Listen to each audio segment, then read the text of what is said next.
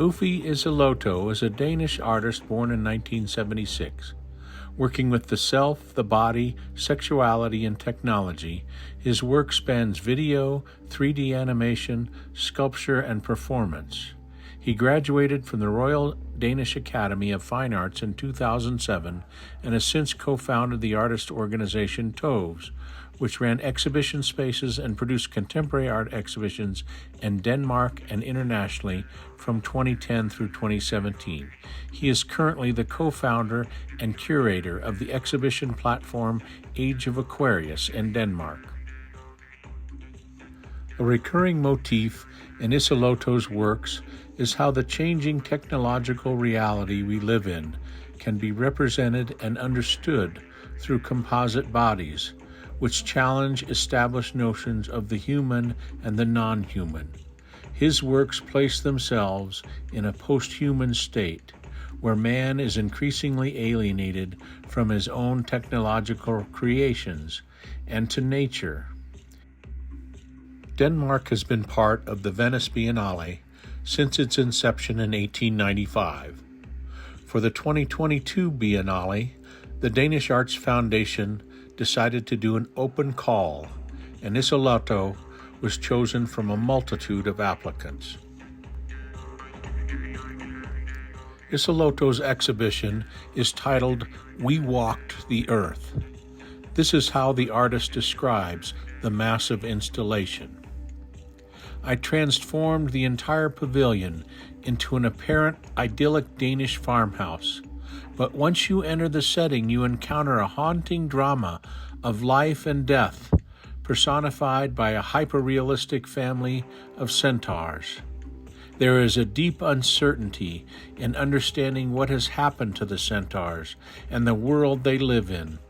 It is a tragic situation, or is it hopeful, or perhaps both? Even though the centaurs might not be real, we feel the centaur's struggle.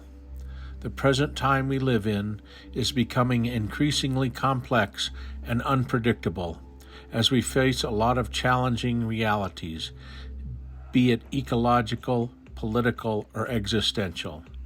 There's much hope and despair in the air, and I want to make that a physical reality with this installation.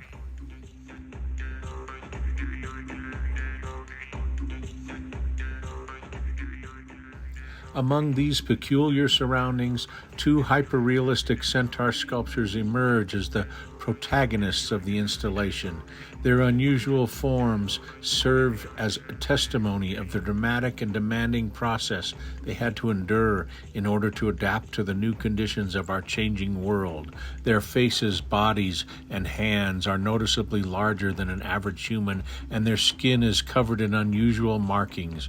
Meanwhile, the same blue fluid that seeps out of the farm crops seems to be sustaining the centaur creatures through tubes, leaving viewers to wonder whether it is a heating agent, a form of nutrition, or a drug. A drama of life and death plays out across the two main rooms of the pavilion.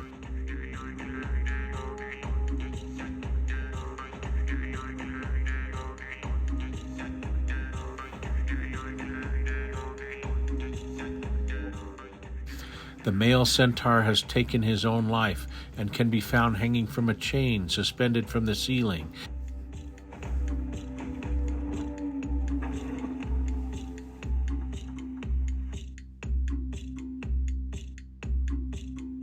In the adjacent room, the female centaur is lying on the floor, giving birth to a baby centaur that seems to be of a different hybrid than its parents.